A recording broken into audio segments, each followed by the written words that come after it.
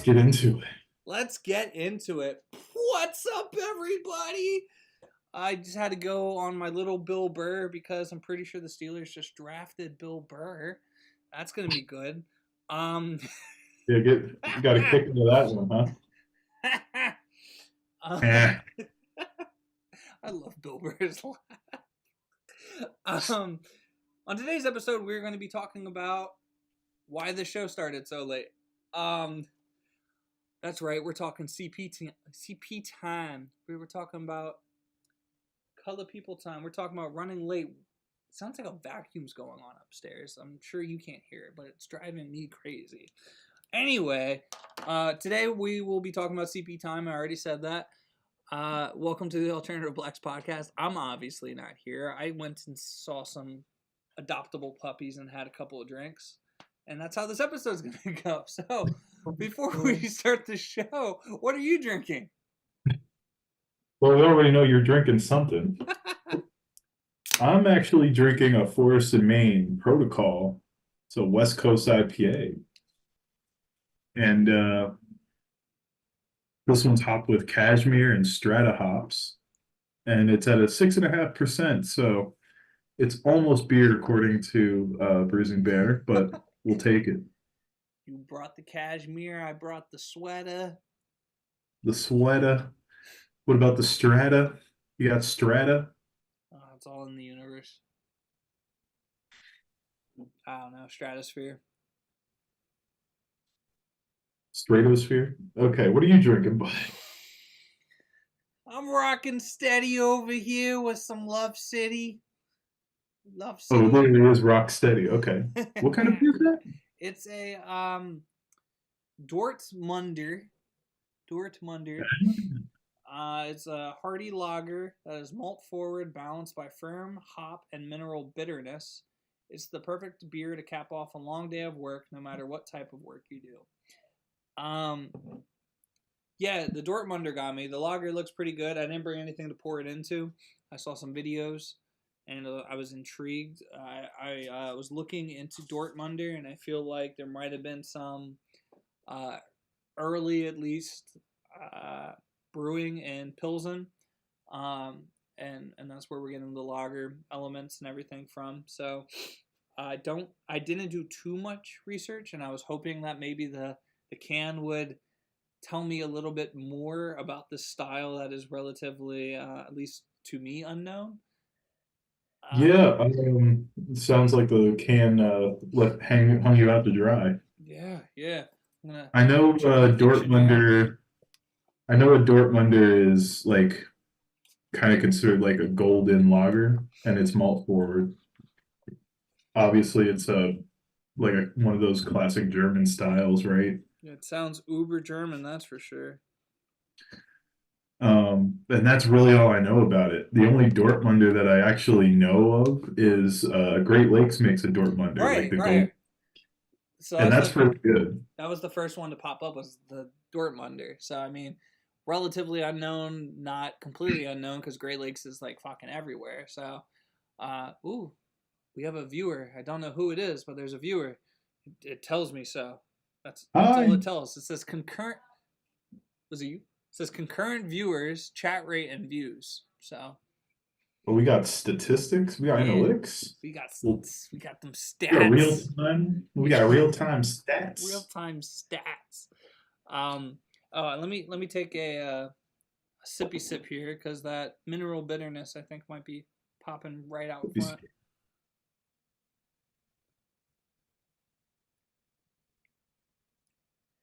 It's good. It's straightforward. It's lagery. I wouldn't say, oh yeah, that's the perfect crispy lager that I've been aching for. But it's good. It's a different type. Yeah, aching for it. You've been aching for it. Aching for the lager. You were walking down the street like, oh, my back hurts. I could really go for a lager. Do you not say that? I say that every morning. Anything you do, just, oh man, I'm kind of tired. I could really go for a lager. No, I've said that. I have said that. Ooh, it's cold out here. I could really go for a lager. Also have said that. Those are, yes. Can you pass the ketchup? I could really go for a lager. I This haven't is said that one yet, but it's going in the tool belt for later. the in the tool belt in the lager belt. In the lager belt, I'm saving it for the lager. Lager. Um, no, but it's a really solid beer, as all beers by Love City are. What would you rate that beer there? As I try to find if I've had many Dortmunders on Untapped here.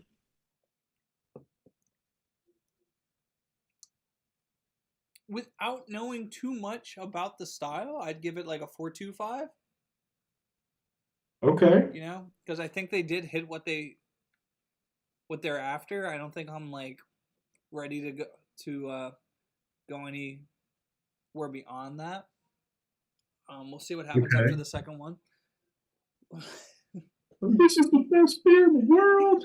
I Yeah. love I it. actually have two Dortmunders checked in. Neither of them are the Dortmunder Gold. So I can at least confirm I've had three Dortmunders in my life. Interesting. I Also, had I was one from I had one from Starview, which is a small brewery in Colombia. okay. They make a crazy good red ale, but all they do all these like classic uh German slash like British European styles. Um, I rated a 375, and then I had a one from Wayfinder beer, Oh, and I back in 2021, I rated that one a 425. So I have no Dortmunders. I should probably just quick check this one in, so I do. there you go. So I'm What? averaging a 4 on Dortmunders, which is Seriously. exactly on the meaty part of the bell curve for me. I love that meaty part. Gotta love the meaty parts. This averages a 3.71 on Untapped, which I had, you know, on the different beer channels, I had somebody, going off about something in terms of like Untapped and like the biased and blah blah blah and all this other stuff and the bots that are on there to like drive like ratings up and blah blah blah. I'm like, I highly doubt anyone cares this much. It's not like streams. It's not like, oh, I got 100,000 like check-ins and I made $1,000 off of this. Like you. That's true. There's something like I've never looked at a beer and it on Untapped before, like pulling the trigger on it, and it makes or breaks my decision what the rating is. You I know what I mean? I like the only thing I really pay attention to on those ratings is my friends who have had it, and I have like a abnormal amount of friends on there for this isn't like Facebook or shit like that. So like I don't know half the people, Yeah, and it's kind of like so Facebook. it's like there's maybe like four people that if they checked it in, I actually will like consider their rating on it, and that's because I know their style of beer that they like, and Right. therefore if it was in that realm and they rated that poorly, then I'm a little like. But if it's like, oh, Chris put in a stout and he hates stouts and he rated this like a fucking 0.5, It's like, that all means right, so it's average. right. But if it's like, oh, Harry put in a stout and he put Yeah. it like a 5, I'm like, oh shit, this was probably God's gift to Earth. Yeah, and if Tyler happened to check in like an oatmeal stout, maybe, and it was like a 2, I'd be like, oh, this is like a 7. He gave it a 2? A 2? Just go buy it all. Travesty. Just buy it all right now. Yeah. Yeah. Um, Oh, a petition to change Untapp's official name to shit Facebook.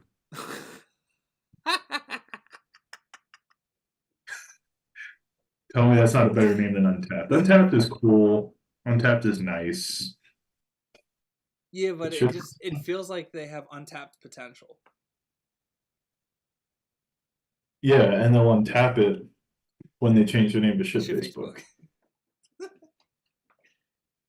I like it. I actually like it more. I don't know if the name Untapped really rings true anymore, or like there's not enough novelty for being the first person to check in a beer for it Well, that's true. to really be named Untapped anymore. Like I get the novelty of like finding beers that people haven't had before and everything like that, but you don't really get rewarded for that. Like I've checked in enough beers before anyone else has ever checked it in, and it's not like I'm like 99 level badge on that. You know, like the badge concept is great. I love it. It's cool. I wish they would ship you ones when you like hit 99. Yeah. So you can have like a shawl like you're a Girl Scout, but it's just Right. all Oh my god. Could you imagine? That'd be the funniest shit ever. You want to get macro beer drinkers even more mad at craft beer? Start giving them the Girl Scout badges. Like legit. Like let me get my sash. Let me get all these badges. and this is going to be all Bud Light badges. Right. Um but I'm interested in today's conversation. I don't know how much we have to talk about it. It's something that I would like to do some more research on because I think there's a lot of cultural uh, norms that we need to talk about. I think there's a lot of like Yeah. different like nuance to this that's definitely gonna take part. But we're gonna be talking about CP time, and I guess I can give you a little bit of a background as to why this came as a topic because I kind of just shot it over like, oh, we should talk about this. Yes. Um, so somebody we used to play tennis with had a shared a post on Facebook, and it was about I was raised to always show up early, you know. Uh, so I was like, if it's for work, if it's for an event, you know, I was always like show up early. And so I was intrigued, and I clicked into the post like to see who we shared it from, to see, Yeah. you know, I was like, there should be some argument here. Let's read this, and it was just all people just like patting each other on the back. Yeah, early's on time, and if you're on time, you're late. You know, I'm there half an hour. Oh yeah, well I'm there 3 hours early. Blah blah blah. Just everybody just like, oh how Yeah. early are Hey, you? I'm so early. And I was like, it's probably not the only thing you come early at. Yeah. Yeah. Yeah, it starts getting a little too like on the nose at a point. Right. Um, but I had to think about that because you know, I did work somewhere that really got on me about, oh, you're showing up 3, 4, 5 minutes late, 10 minutes late, you know.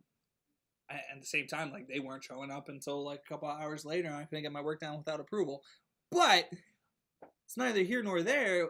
It came down to like, is this 5 minutes really like a matter of, oh, is my work not going to get done because of these 5 minutes, or was this an important meeting? Like every time there was a meeting, or any time I was like on a trip with them, and it was like, hey, we need to be at the lobby at this time, I was there waiting for people.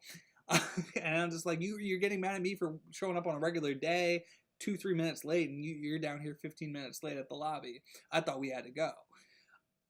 And so the conversation really became about like what, so for me it came into the, you know, when's it okay to show up late, you know, why are you showing up late, is this just like a, I thought about Parks and Recreation, the party for the end of the world episode where Tom and John Ralphio throw the party, and they're like, it's time, and they open up the door and nobody's there, and they're like, whew, if anybody was here this party would have been ruined already. Nobody shows up to a good party on time. Oh, yeah, I remember that now. Okay. But because you're too eager, it's not a good party if you're too eager to be there, right? Like it so that conversation, like, is it what's professional, but what does professional even mean? Like what's professional here, what's professional in Japan, what's professional in the Caribbean, right? Like there's a lot to be said here. And the other reason I thought it'd be a fun conversation, and then I'll open up the floor to that conversation, is you work at a state job, and time is a very, you know, I know at least on the back end of the time area, it's like end of Yeah. your workday, it's the end of the workday. So I just wanted to kind of get your thoughts, feelings about the concept of CP time and also showing up early to shit. Yeah. This is a nuanced argument.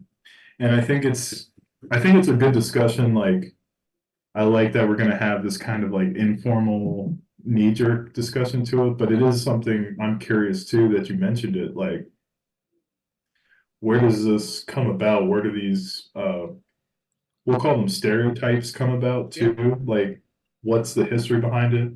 I think that would be a good topic, research topic for a formal episode. So stay tuned, everybody.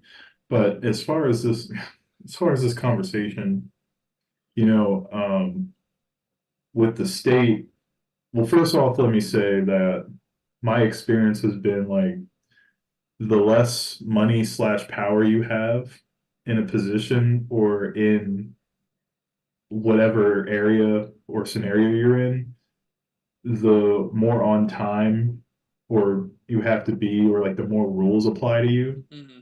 And so, like, if you have no power in a situation and you aren't valued, maybe it's low paying, maybe it's considered, maybe it's just like not considered to be like a high importance position or a high status position. I feel like the rules then become very black and white and rigid, and you have to be there on time within 2, 3 minutes, 5 minutes, whatever it is of your start time. You have to maybe clock in and you have to clock out at the end, whatever the case may be. And, when I worked for the welfare office, that's how it was. It was very rigid. It was, you had to sign it. You couldn't sign in more than like, and when I worked in the warehouse job too, like before, like right out of college, and I just grabbed that warehouse job, like the same thing, like Where you at? had to, a company that shall remain nameless, because I'm not giving any free press to those bastards. So, like, you had to clock in like within, I think it was like 3 minutes of your quote unquote start time, so that they couldn't count extra time towards it. And then, like, when you go on a break, you have to clock out and you have to be back within that 15 minutes or 30 minutes, whatever it is. Same like at the welfare office, you had to sign in like within five. It was like five. Was it 5, 10, or 15 minutes? It was no more than 15 minutes after your start time. Like there's someone standing over the books. You have to sign in, or you're considered late. You have to use leave. You have to go to your supervisor. All this crazy shit, right? When there's a break, you have to take the break and you have to be out of your seat, then back in your seat within that 15 minutes or lunch, 30 minutes, whatever it is, right? At the end of the day, you have to and go because we're not paying you overtime and no one's you're not gonna try to get us for money I by do. suing us by saying we made you stay late. I think I do like the element of you have to take the break. I like that being a heavy focus because I feel like there's a lot of jobs that I would be like, lunch, I work through it. Yeah, no, it's definitely the better side of being like a hard ass about things. Right. But like when you're trying to get shit done and you need to take like an extra 10 minutes to finish what you're doing, or else it's going to take 30 minutes after lunch to get back into it, Oh yeah. and you're being told, no, you have to get up and go, or oh, I have to just finish this real quick before the end of the day so that I don't have to try to get back into it tomorrow. Oh, no, you have to go.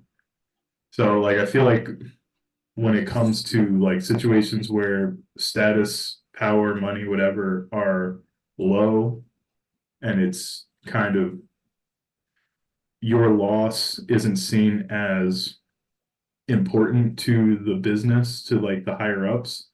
I feel like then they can be hard asses about things like that. Um, as I transition, like my current job, like so less rigid with time. You take breaks if you want, when you want, whatever. Take your lunch whenever within reason.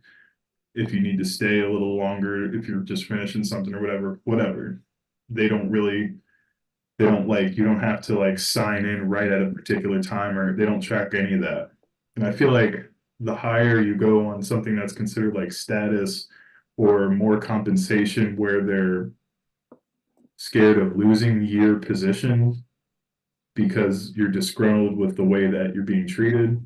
Now all of a sudden you get more flexibility in that. And I do think like for most things, if it's not like a time sensitive job where you have to be there because it's essential for you to be on time or something doesn't go right with whatever, like you should be able to just show up within reason, a reasonable time, and just hey, if you show up 20 minutes late, well, I'll stay 20 minutes late. Right. As long as I get what I need to get And done, it shouldn't be an issue. I think that's the weirdest concept that like people maybe in like a capitalist society kind of harbor on is like, oh well, you were late 20, so you have to stay 20 and like to make up what like is being actually like earned. For instance, Philadelphia, the mayor's trying to get everybody back into the office, right? Like her whole shtick is like, we want everyone downtown again, 5 days a week. No more of this hybrid stuff. We need people downtown because that's what's going to keep the businesses alive. She also wants year-round school, so just. Is she stupid? And this is who we fucking voted in. Wait, no. What she wants more people paying for like parking garages again, getting tickets And downtown because they were trying to get in and out. Like just trying to get people caught up. this is the same city that like thinks that moving the Sixers into Chinatown is a good idea because that's not going to be fucking horrendous trying to get parking. Not that there's this giant fucking lots sitting in an existing sports complex in South Philly. Lots. Yeah. Whatever. That's neither here nor there. Where is it? I don't know. It's in Chinatown, apparently. I was sitting at lunch with my cousin and I was telling him about this because he's not like a sports guy, and I was like, so this is everything he's going, and he's just like, that's stupid, and I'm just like, yes it is. You're right. Yeah. I had things. Oh, so the conversation is currently my job is hybrid, so 3 days in the office, 2 days remote, and That sucks. so what? I'm 2 days in the office. Wow. Mm-hmm. So it's like that's fine. It was originally 3 days in office, 2 days remote. They took it back down to 4. People left, people bitched, and they were like, all right, we're gonna go back to 3. And so I was talking to like somebody. I was like, this mayor really wants people back in, and like we're right across the street, like, and we Yeah. work directly with the city. Like, I don't see how this doesn't affect us. And they're like, oh no, because of what I just said. And then the next day, somebody comes over and goes, yeah, so I was in a meeting with a lot of like the C-suite of people, and this push to bringing everybody back is getting like a lot heavier, but they're thinking about just doing a 4-day work week then. And this guy like grew up in America, but's not from America, and so he's Okay. like he's struggling with the like. So what does that mean? Like how many hours a day? Blah blah blah blah blah. It's like one, if it goes to that many hours a day, that's overtime. Even if we're like, I know we're salaried, but like per that contract, we still needed to get permission from everybody to work that amount of time, or it's overtime. So I doubt that's happening. 2, a 4-day work week in traditional sense of that term, at least here, means it's still 8 hours a day. Just it's not 40 hours a week anymore. Or you do 410s. There are people who do that, Right. but that's But generally not and that's certainly not an office. and it's still in a like it's still in a company that has people working 5 days a week in some capacity. So like Yeah. when you say we're going to a 4-day work schedule, company wide. I from my understanding of 4 day work weeks, it's that is the frame of mind. Otherwise, you're going to a you can't call it a 4 day work week then, because I think that's just traditionally from that type of like conversation. It's not anymore because what people are pushing for when they say 4 day work weeks are this 8 hours still, 4 days, less hours, same pay, and studies show that the efficiency goes up if done that I right. mean, that is true. That is true. He goes, well, how you're losing? He's like, how you're losing hours worked? I'm just like, pointless hours. I spent the last hour today at work finding shit to do. Yeah. Or like so like someone who just the flow of their work, they're very productive for these amount of hours in a day, and then anything past that, it's not productive. And like that's just depending on what the job is, like that's just gonna happen. Like not everyone's a robot and can just work that many hours in a day at the same efficiency the entire time. And like a lot of the stuff we're doing is like, okay, maybe the healthcare stuff doesn't matter if you do 8 hours here or 10 hours there. Like people need healthcare. It's gonna like that shit's gonna be needed. So whatever. Um, School stuff is there's a finite amount of time even without a school time. Like fine. Maybe for what I'm doing, I could answer some more tickets for, and then people might be on their computer at night trying to like resolve some administrative issues that they can't do during the day. And maybe now I'm more available to them because I'm here later. Maybe doesn't really matter that much, but maybe. Yeah. I can tell you what would come out of me having to do a 10-hour workday. That business plan for us opening up the brewery is going to be spot fucking on.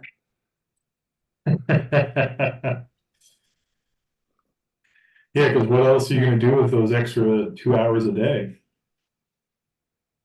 in a job where you're already searching for things to do in an 8 hour workday? And that's like there are things that we can do, but again, it being nonprofit, I think there's limitations to what can actually be done. So like I have a lot of thoughts, I have a lot of feelings and ideas, and I've written a lot of those out, and they're waiting for the potential to be implemented. Um, but at the same time, you I mean you know how it works on the state level. Like things can run slow in that capacity too. So yeah, I can Yeah. build all this out, but for what? Like until I get a real good clear sign that yeah, let's go forward and do this. I don't know if I'm doing it. Yeah, that's the thing about like, well, I guess that's the thing in general. Like, how can you mandate that?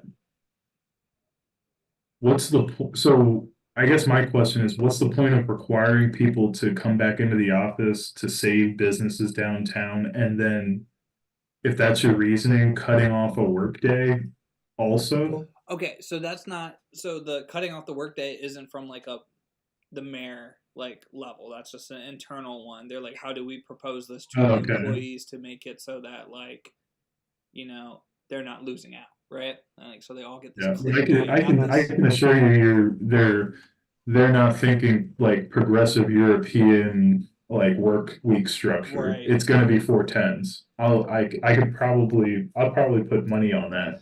It's going to be 410s. I don't know. I feel like I'm gonna remain optimistic here for all the fuck shit that this company puts me through. I'm actually remaining optimistic on this because it doesn't register, and maybe that's Question: does your company?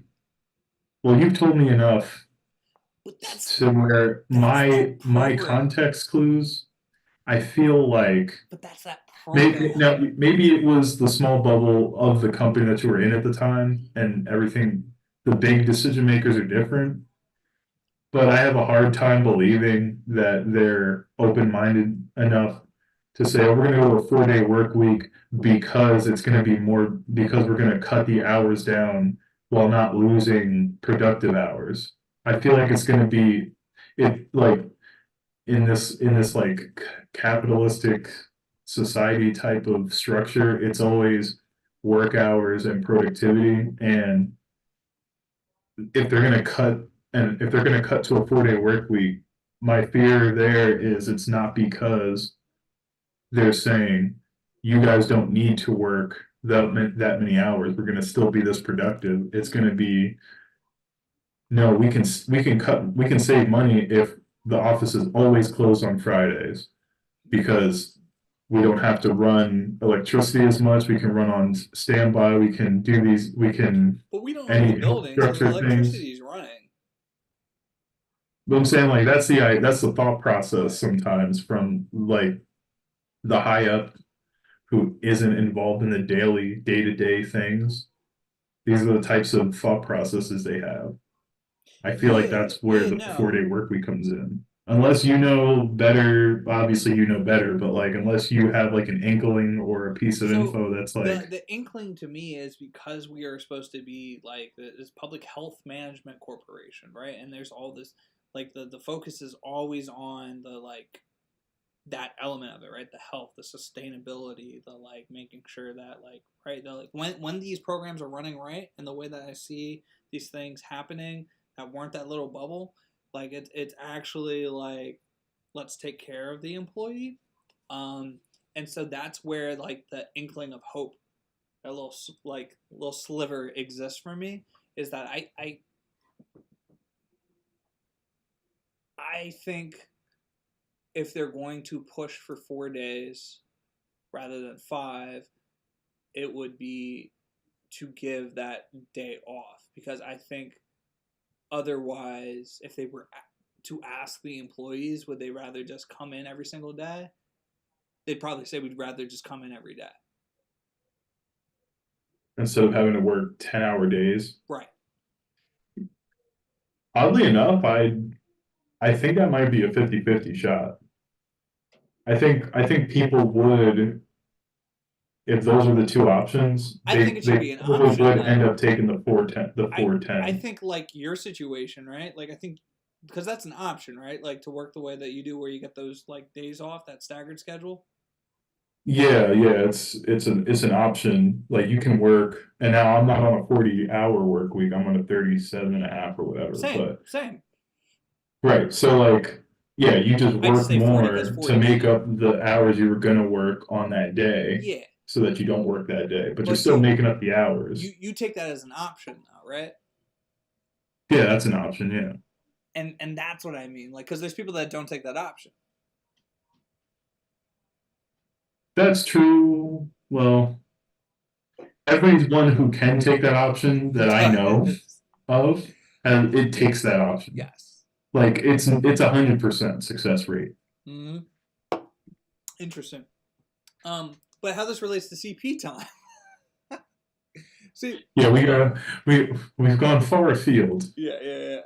And this is the nuanced element for sure on all of this though, was CP time. So like it's that what works for one person doesn't necessarily work for like the other person, and what it means to Sure. one person doesn't mean that to the other person. So a lot of people, and I'm assuming a lot of the demographic that was in this post, takes it as a pride of like working for somebody else, uh, and being like, well, you show that's the way you do it, and like, You you're do so, it. and it just blows my mind. I'm just like, okay, cool, but like, what did that 5 minutes lose? Unless like you had to be on an operating table, and it was like 5 minutes made, or like was the difference between life and death on somebody. A lot of times I can't imagine like these 5 minutes actually like mattering, 15 minutes let alone actually mattering. um and so where I find it very interesting is like, you know when it comes down to everything at the end of the day, if you run an event and you have this event and you say, okay, this thing's happening at 7, and it's a matter of like, okay, well, and these people showed up at 7:05. Are you like mad about that? Why are you mad about that? Like, what is actually internally going on that like makes you upset? That like, oh, these 5 minutes really upset me. And there becomes this level of like, oh, is it a respect thing? And like, why does that 5 minutes difference make it feel as if that was a affront to you? Like this time didn't matter because they still did show up. And I think this is where all those questions start popping into my head about, when is it right to show up on time and not show up on time? Because I think I do it myself. I think I pick and choose which events I feel like I need to be there on time and get there like right there on the dot. And then the others where I'm feeling like, we're gonna show up late. There's things that like at 7 o'clock on the dot it starts, and like let's say before uh DVR and all this other shit and YouTube TV, like Jeopardy started at 7. And I was gonna get to Jeopardy at 7 because it started on 7, whether or not I was there. Jeopardy True. starting at 7 You're doesn't missing really, out yeah. if you. And now it doesn't matter, but like that happened at 7. But if the movie time says 7 o'clock, unless I know that there's going to be some really interesting trailers, and that's a very small amount of people who actually care about trailers, showing up at 7 o'clock for the movie is not that like big. No, I agree with you on movies for sure. So It's definitely contextual and situational. I would definitely say that like I feel like you make a point to show up on time to something if you know it's either going to mean a lot to the person you're meeting per se, exactly. or if you're very clearly going to miss out on something Right. by not being there on time. So it kind of comes down to like either it comes down to missing out, whether we're letting someone else down, and Right. then it's like a respect thing or like a courtesy thing, or you called it etiquette earlier. I think that's a good word for it. Like, and I think there's an understanding in the situation, like when it's going to be like when it's going to be acceptable and when it's not. And I just think culturally, it's just really dependent upon the person, upon the situation, and like the people involved. And usually when it's like a big gathering, like a big family gathering, you're always gonna have the people that show up early, and you're always gonna have the people that come late. Like I think that's just like a general across the board thing, you know. I mean, I definitely think I'm definitely on like the later side of things. I think what's interesting what you're saying too is like, yeah, and I even kind of like expect like, hey, when we have conversations about when we're gonna meet up, from you it's not usually, oh, I'm gonna be there at this time. It's like, I'm gonna shoot for this time. And then Yeah. they'll be like, oh, Chris said like this, right? And I was like, yeah, but he hasn't said he left yet. Like, Yeah, like it always ends up that I'm like, I want to leave by a certain time, it just isn't happening somehow. I usually end up like the night before doing the like, okay, if he says he's gonna be here at 12, he needs to leave at this time to get here. So if I don't hear from him a half an hour after that time where he should have left, I know that's running late. And Yeah, it's just kind of what I run. I think even when we did the collaboration beer, we were late. Like, we were technically late to that. Not too late, but not we were too late, probably but like we five, were, 10 minutes yeah, past the yeah. time. Because we walked too. Yeah, yeah, Um, we had to make a move to get there. but for instance, like with my for Christmas Eve, we usually go to my mom's side of the family, the white side of the family, as it were, and The light side. right, and my mom is always, since I can remember Christmas Eve, there has not been a Christmas Eve that we've showed up to my grandparents' house that we weren't the first people there, because we're going to get there. She's the oldest. We're going to get there. We're going to Yep. help set up. We're going to get everything organized, and it's going to be a great time. And we're never the first Yeah, people to leave either. We're coming from the furthest. We're there first, and we're the going back the longest. furthest, and we're there latest. Um, but it's so funny. It was this last Christmas, my aunt, who's always there, like late was like going to arrive earlier than expected. Like actually pulling up to the like pulling in, and there was and she received a call being, "Where are you?" And she was just like, "I'm pulling into the fucking driveway. Like you gotta be fucking kidding me. Like I am earlier than I've ever been, and you're gonna fucking bitch at me." Coincidentally, that's who I was meeting. The kid. I was meeting the my cousin for lunch today. Who actually was early. I said, "Okay, I'll meet you in front of your building at 11:45." I was like 2 minutes early, and he was already waiting outside. I was like, "You fucking bitch."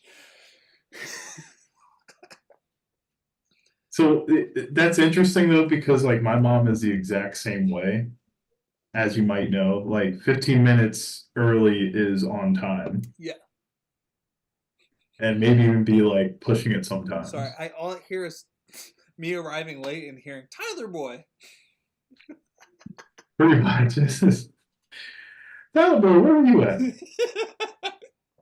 I love your mom so much. Continue. Yeah, so like that, like that's always been, and like obviously that's not me. And I've gotten better over the years with it, you know. But you know, when you're doing like long distance travel, sometimes it's just it's gonna there's gonna be delays. Um, I think that's just normal too. But once again, I think it comes down to like what does getting there on time slash early benefit? Does it benefit the person maybe because you wanted to spend extra time with them? Or, you know, are you getting there because you need to help set up for something? You know, if there's a good reason, obviously it's important to be on time. You know, if it's work, it's important to be on time if it's going to affect other people. If it's going to affect other people. And Correct. I think that that's always the big one for me. Is it going to affect other people, and is it going to affect my like caseload? Like I will never show up late and then not stay longer if I have something to get done, right? Like I'm always Yeah. going to get my shit done at the end of the day. If it's a matter of it needs to get done, right? Um, but I think that's the crux of the issue. It's the To crux of me, the argument. it's like work, yes, to a point for me, and it's because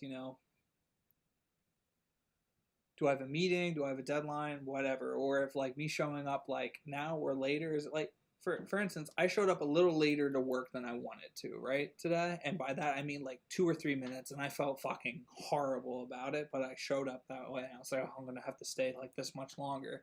But then again, I told you the last like hour of my job today, I was just like, the fuck am I doing? Like, I guess I'll just test this feature that's not working out right. But I can't make a decision about this. Like I can't go and tell IT like, oh yeah, like let's launch this. So really you had zero to do. I mean, I answered tickets to the best of my knowledge, and I got stuff moving. But like between the time of tickets coming in, tickets coming out, there's still some limitations to my job that they don't provide me, so that I have to be home to do them actually. Um, and I was kind of waiting around for that. I was just like, and the fact remains, I could have done it earlier at home. One of my other days I was at home, but if I did it earlier, I would have nothing to have done today Right. or So then it tomorrow goes, for that yeah, instance. Like, it goes back to like a staffing thing, right? Like, so you have this many people, this is the amount of work that needs done. Like, I think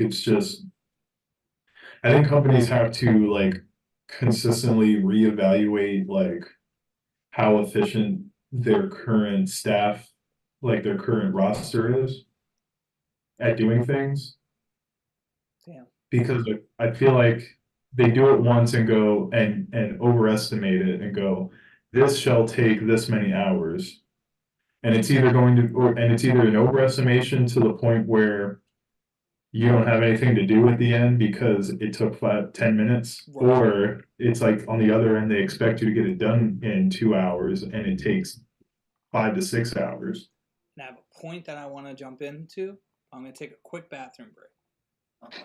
All right, I'm gonna get a new beer. Oh, I'm already on the second one. That's why I have to take the bathroom break. And we'll Yeah. be right back.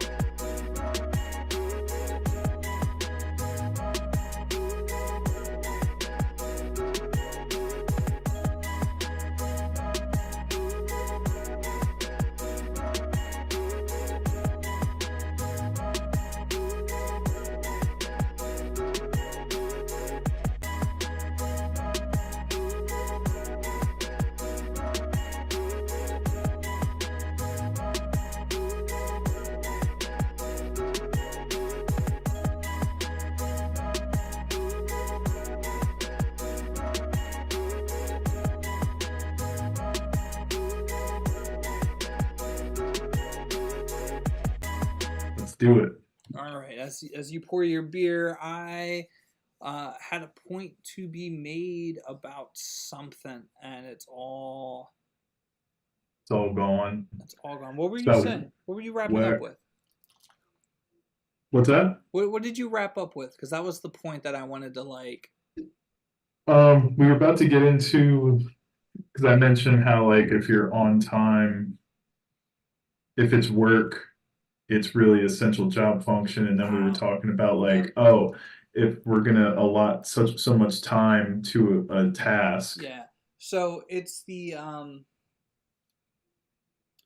I really have to find that book too because I gave you the Sierra Nevada book, but there's actually a book that my mom gave to me called Got it written here. Drive, and I think that's a very interesting one as well because they were talking about different companies, some of these higher up companies as well. I think it's Google does this as well. They like allocate like 20% of your time to work on like essentially passion projects, and that's where some of the Google functions that we know and love today came from is from that 20% time that they gave employees to like work on something else, and Oh, okay. those other things ended up being those like what came to be. So like for instance, my passion project right now at work would be I think, at the threat of my current role and my current job and its functionality, I think the opportunity is AI because nothing else seems to be adopting that in the industry that we're in. And Are you sure you're just not hypnotoed by ChatGPT? a little bit. Or Um, but hypnotoad? I think there's actually a lot of benefit there, especially when it comes to funding allotment and just all these other things that we deal with at the same time. I think there are ways that things can be run a little more efficient, and that's coming from the guy who's saying like, I have time to spare. uh, Yeah. right, but I think with time, I think what used to be seen as like that kind of time to spare as a threat. I think time to spare is now a luxury, and time to spare is opportunity for growth. And I don't know if that's really looked at. I think what sparked that was like if you're working in a kitchen, like I remember thinking, oh well, we have nothing to do, and that was like the worst thing you could fucking ever say, because then the next thing you know, you have the cooler pulled out and you have a toothbrush and you're fucking cleaning the like fucking floor, right? Um, Right.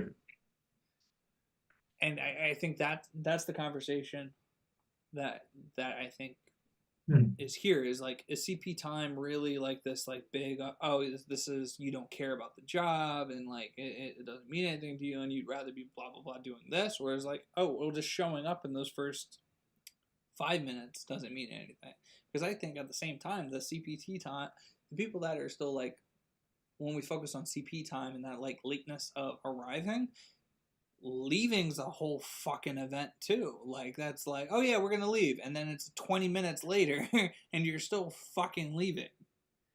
Yeah. You take to, but it's not like a, generally, it's not a productive 20 minutes. It's not like, oh, I gotta finish this up real quick But before I go. is Okay, the now I'm out. It's is more like, is all the right, last I'm 20 leaving, and then you minutes? go shoot the shit with this person, then you go to the next cube or the next desk and you're shooting the shit with that But that's person. the thing, that is how work operates anyway. So is that 20 minutes really worth it?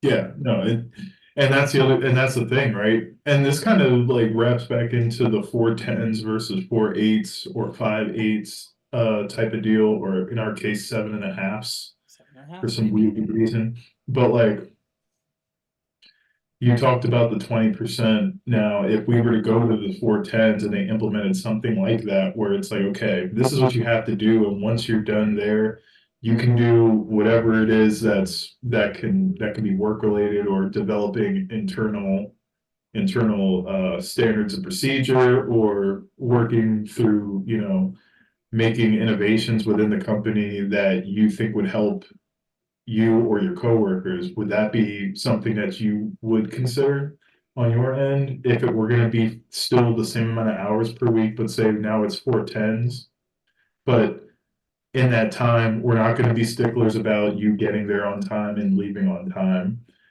We're going to be more focused on, did you get what you need to get done because you have a longer time frame in that day to do like the day-to-day stuff, and then you get to work on different things and you won't be like pestered of, hey, or did you get this done, or why did you show up 5 minutes late?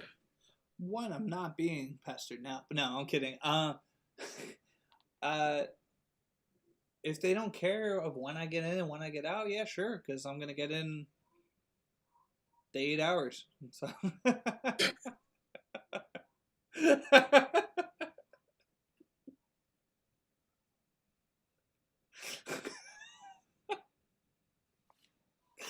No, I The mean, only I, I, I, I, this is how I think about it.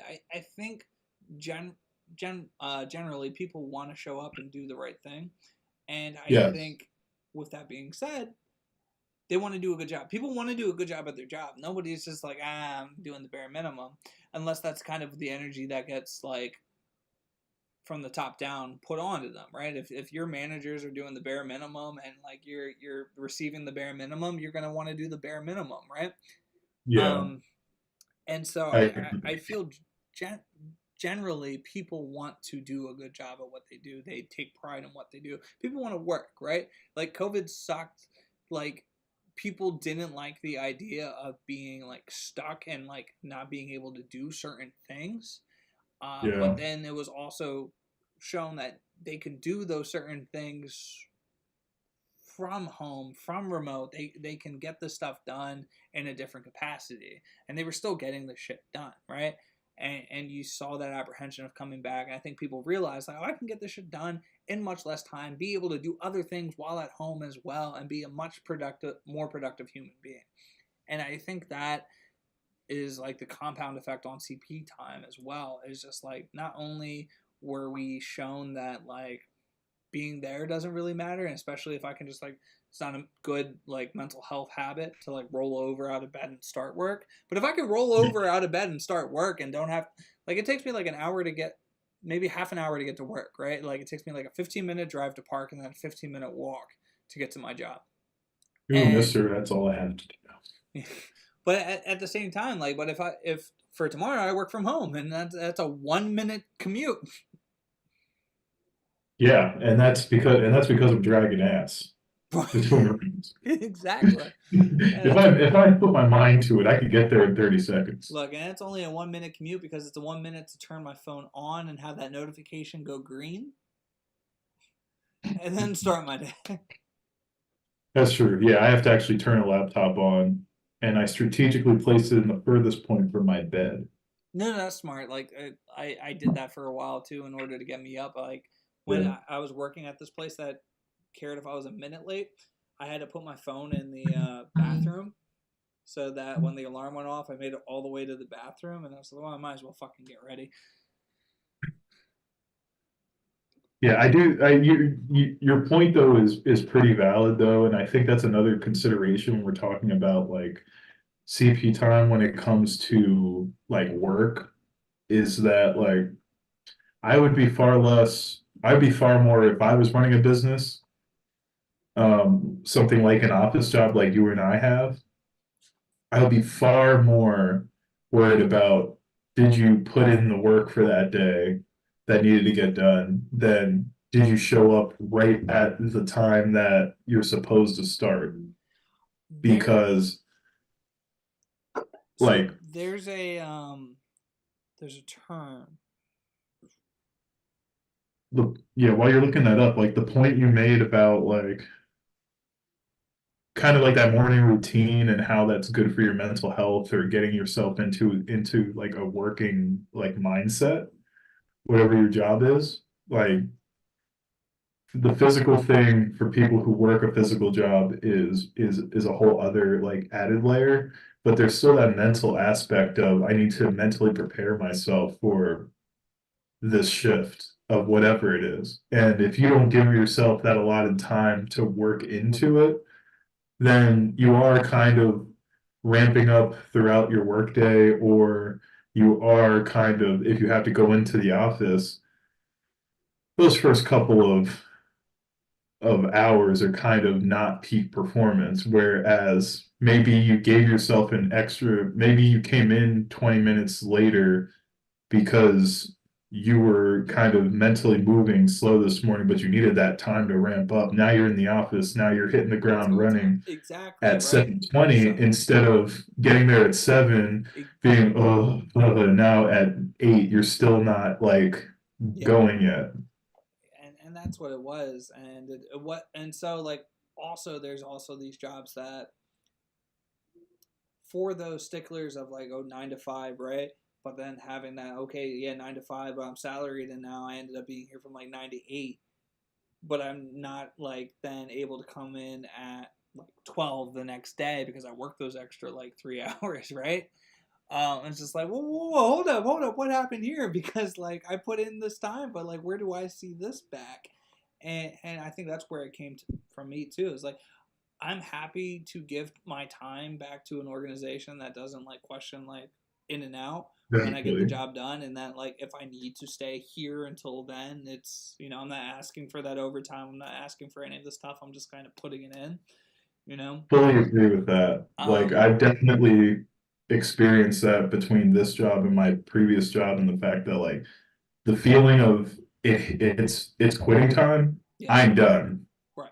yes, it's kind of the expectation, but I'm not going to stick around. I don't have that thought process of, well, it'd be beneficial if I just worked an extra 10 to 15 minutes to Fuck get this that. done. Like, it's like, no, I'm done because everyone's got to be sticklers for time. But Hmm. when you're given that freedom, you want to kind of, okay, I want to solve this problem right now because I'm here and time isn't really a big deal, So right? I've always been transparent about my time too, and so when I was at this job that was really fucking like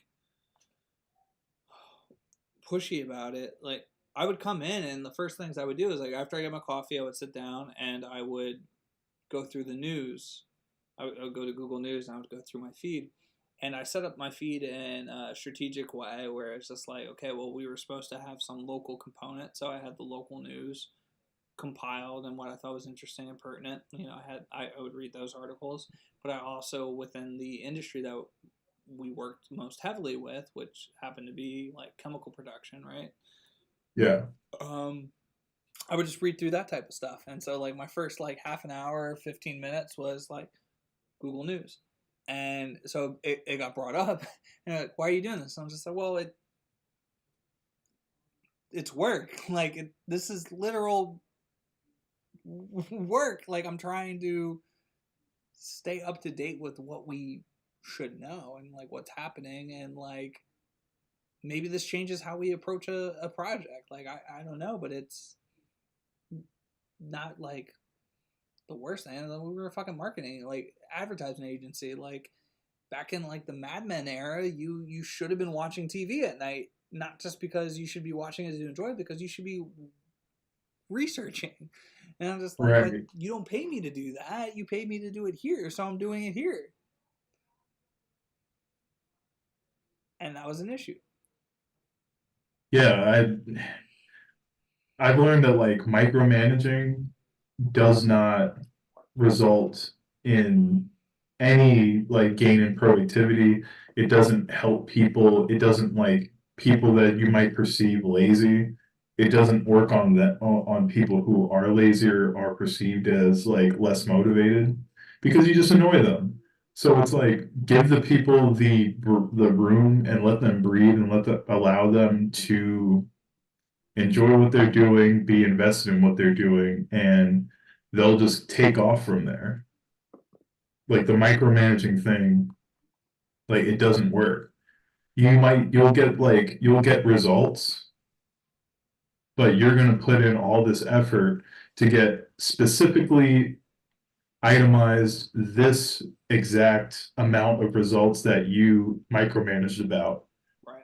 But you had to work all of that time to get those micromanaged results Which could have been produced versus here. allowing the person to just do how they do and you put in this amount of work and support them and they're this productive, they're coming up with new things, they're providing way more higher quality work. Like it's just the micromanaging thing coming back around to the time, like that's just one of those things where it's just like yes, it's important that I be here, but it's the least of my worries, particularly if you're going to not care if I'm staying 2 hours late. Right. So that was the term. Actually, you brought it back to result driven, right? So it's like result Yeah. only or result oriented work. Again, I got to give you this book. It's actually pretty fascinating. I got through it half decently. Uh, quick. I'm supposed to be like 3 books in by the end of this month. I'm still only 1 book in by the end of the month. Um, and by that I mean like by March 3. You know, so I'm trying to get 12 books in this year. I have 1.5. You better start like reading multiple Catcher in the Rise to get that in. I would never finish Catcher in the Rye though. The books have to be like You this. ripped the book apart before you got halfway through. You're like, this is bullshit. No, Nothing, when is this that was complete? Grapes of Wrath. Like I actually enjoyed Catcher in the Rye, but it still took me a while. I hated Catcher in the Rye. That's interesting. Hated it. You know what's funny? You know Who what's a likes book? Grapes of Wrath more, except that No, fucking chapter about the which turtle? is 2 chapters in, and that's why I never made it further. Or Scarlet Letter when it's 3 pages about a statue? No, no, I think like Scarlet Letter was one of those that I read, but it was like sped read it, like, and Yeah. nothing retained. Like I read every single word. I could tell you I looked at every word in that book, and it just did not register. You know, honestly though, to aid your quest for 12 books, to be completely honest, you probably should go back to those books, And like read them. because you have a familiarity with Yeah, them, and I feel like that's how my mind we can works. bitch about them now, but I feel like we would appreciate them more now than Well, we did when we were 16. so interestingly enough, right? 10th grade, when I had to play catch up to get into like the advanced like English class, right? Hmm. The first book that was being discussed, I think, was To Kill a Mockingbird, Yes, it was. and so that was a book that I read once in like 7th or 8th grade for fun, and then my 9th grade year in study hall read it again for fun, and then I did it like a third speed run when I finally got approved to be in the class. But it was a like again, I Uh, read that 3 books but and you I already wanted to knew it. discuss it. Yeah, you already had it. Yeah, because that's like my fucking book. That's Coincidentally, actually, of all the books that we were required to read, that's far and away the best book. it's such a good book. Harper Lee, just fire. Like that was the first book I ever had to read as like a requirement, and I'm so glad that's the one I tried to do first because And, I was like, wow, are they all like this? And then I right, read the this is fucking Catcher in the enjoyable. Rye, and I'm It's like, like this is really well written. This is an enjoyable experience, and then everything else is just like, even fucking The Stranger, which is this fucking thin, was a fucking torment. The Stranger was rough, but once again, thinking about it, because that did cross my mind. I Mm. feel like now, with our understanding of neurodivergence, with our understanding of different types of thought processes, I feel like we find that book really interesting. I found it interesting, but I didn't want to be forced to read that one. Like I really wanted to explore that on my own in my own time. For instance, Well, I think that's another that goes back to see, it, right? Being forced to read these books sucks. If we were to be curious about a subject and go, "Oh yeah, The Stranger," that kind of discuss like, you know, someone who kind of doesn't have feelings. right. Maybe I should read that book. So what I found interesting though was I was gonna bring it back to a book that took me for there's 2 books that took me forever to read, and I had very 2 different reactions from it. The first one was The Da Vinci Code. It took me like Ooh, really? 3 summers to read, and not because I didn't like it, because I kept getting distracted. I would read it, and then it would be put down, and I would get involved in other things, right? And it You would know, be like, that's a very I can see that yeah, because for me, I read the Da Vinci Code, and because I'm me, I was riveted. it's I'm like good, puzzles and history and it's and glyphs and so good. And I think because of my mind, it probably took it's me like down, whoa. but it took me down different paths, and I probably explored those paths really well in different settings. It throws a lot of info that like pulls in history and doesn't really continue down the path. It's like, And to oh be yeah, this was this from this era of Rome, and it's like, whoa, right, whoa, we're and then just I gonna probably gloss watched a over that. thousand videos on that, and then when I finally like retained enough, I probably was like, I'm done with that. I should probably like revisit Da Vinci Code. Got to another point and did the same thing, and that's why it was 3 summers later, and I finished, and I was like, oh, I really enjoyed that. But then there's 100 Years of Solitude, where it took me like fucking 3 years to read, and 3 years to read because I fell asleep every time I started reading a page.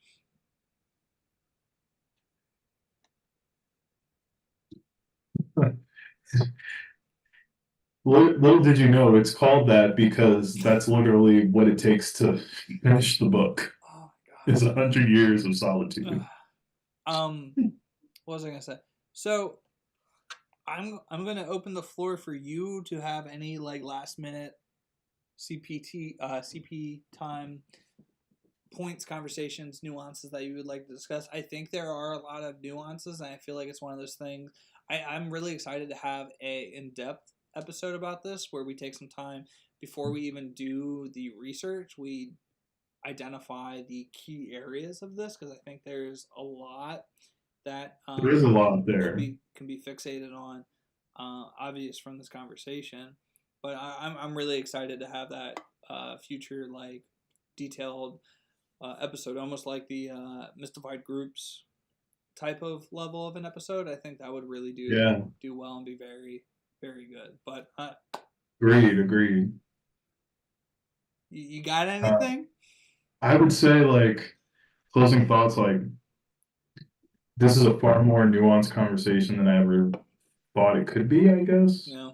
And once again, like I think I came into it I just wanted to kind of come into it, excuse me, completely blind. Yeah.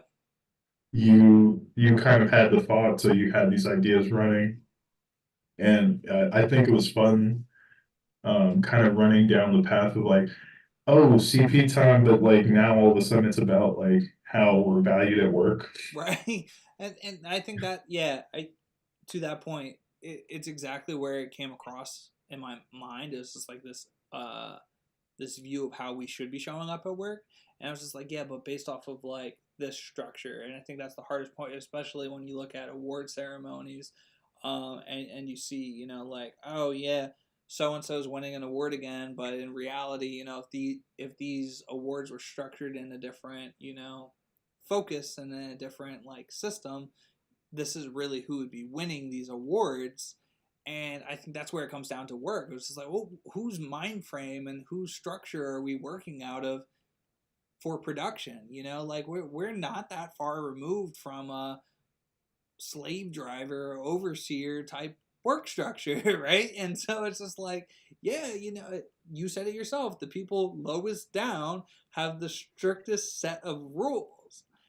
Correct. Yeah, And that's so true. that's That's what where it I've really comes down learned. to it for me. It's just like you're micromanaging these very little steps and you're making it seem like life or death. And like while it was at one time and no longer is, and maybe that's why I take my time. Yeah, and it was only life or death. Why? Because the people with power made it life or death.